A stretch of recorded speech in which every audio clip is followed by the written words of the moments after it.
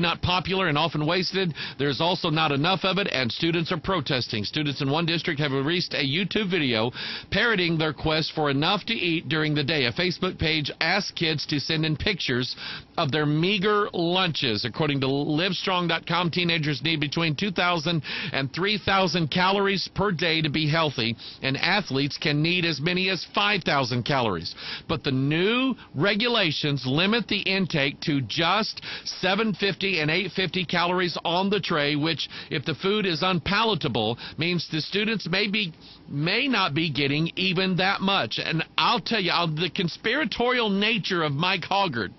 Number one, let me deal with this first. Number one, when the government thinks that it has the right to tell you what to eat, then it will think that it has the right to tell you what to say, what to think, how to think, who to pray to, what religion you have to have, and so on, and what is hate speech. It's just food on the tray. Maybe those kids need to eat healthy anyway. Did you know that that's not your call?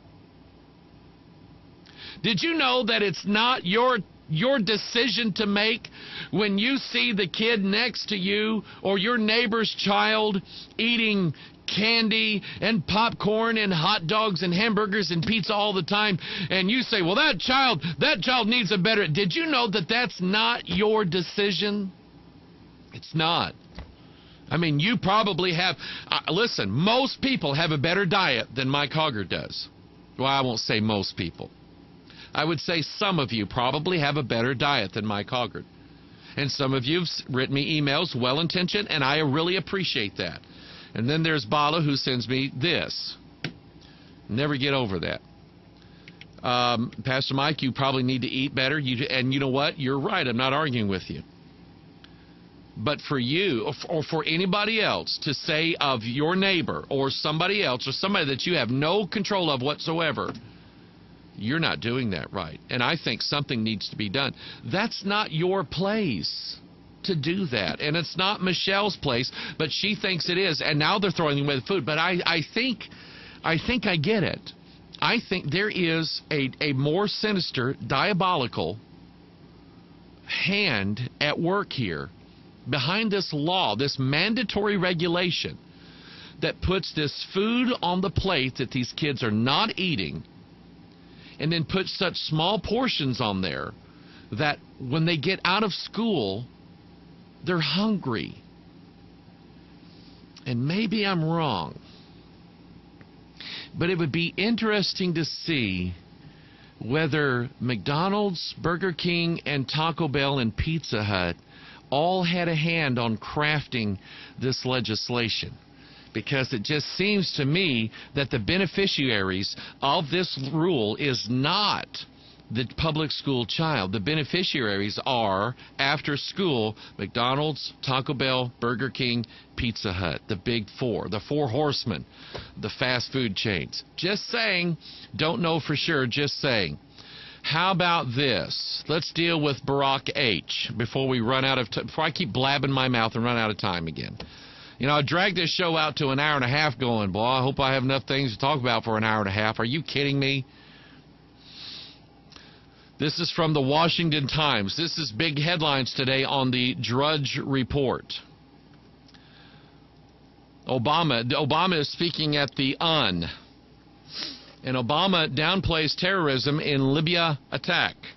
Speaking at the opening of the United Nations General Assembly Tuesday, President Hussein portrayed the deaths of 4 Americans in Libya as a result of inflamed tensions over an anti-Islam movie produced in the United States rather than a terrorist attack. You know what he just said? It's America's fault. We got our own people killed. There's something wrong with... Did I say that? There's something wrong with this guy. But I think I see something going on, and I'm dead serious about this one. The article says, although his administration in recent days acknowledged that the deaths of Ambassador Chris Stevens and 3 others were caused by a terrorist act, or excuse me, as George Bush would say, terrorist act. On September 11th, Mr. Obama, September 11th, think about it, Mr. Obama didn't mention terrorism as a likely cause in front of the international audience. He focused much of his speech instead on promoting religious tolerance and free speech, blaming the anti-Islam film for the anti-U.S. outburst while cautioning that there is never an excuse for violence.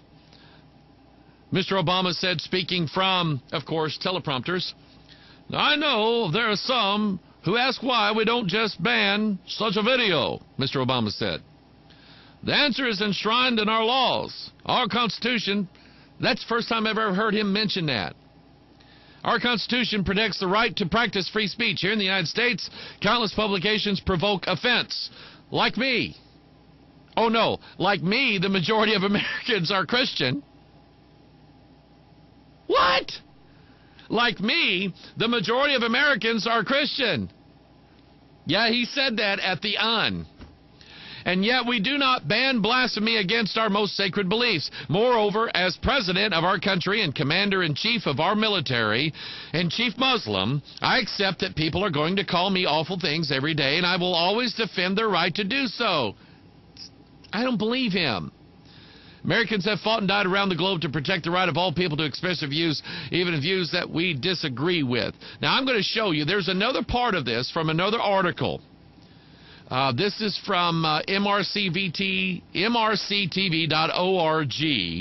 if you can spell that one. Here is what President Hussein said after that. Now, you listen very carefully to this. "The future must not belong to those who target Coptic Christians in Egypt.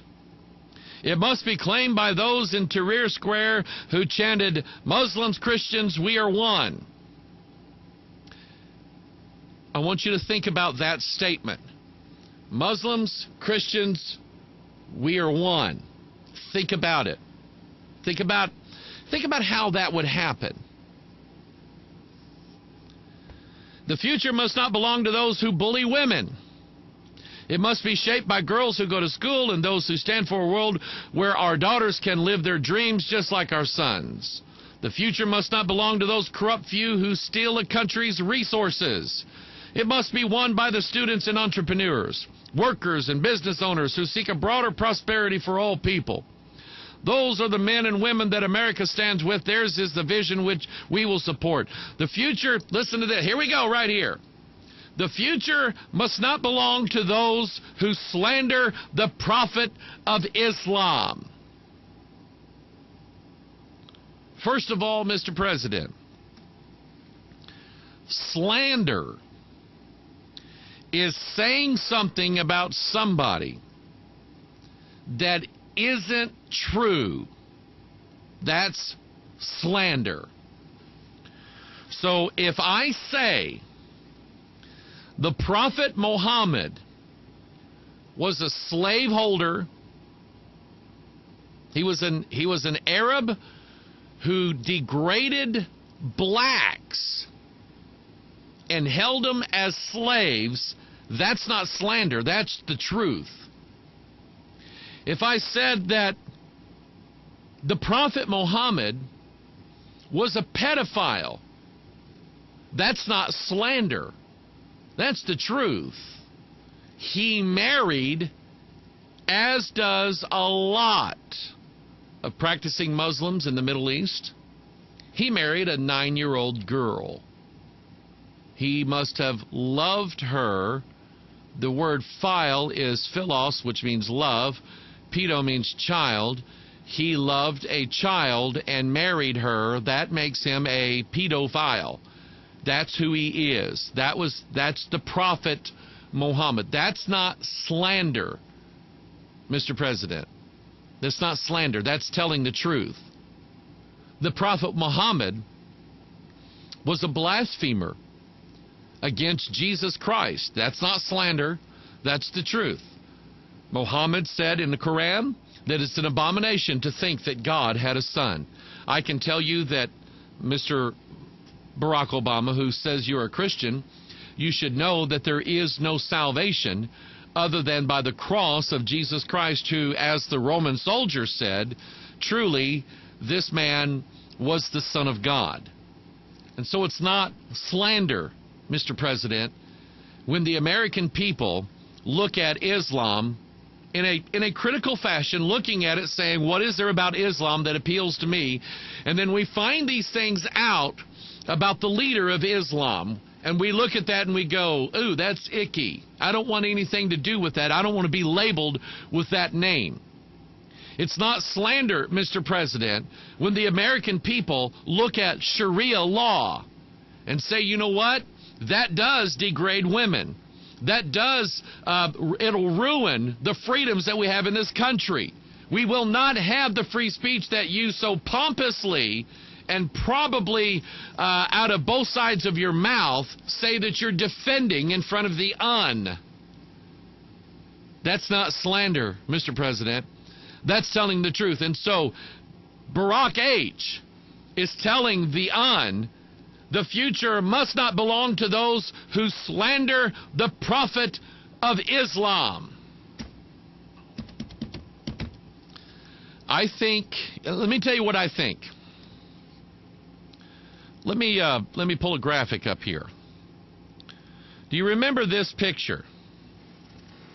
As I take a swig of American brewed sweet tea. Change.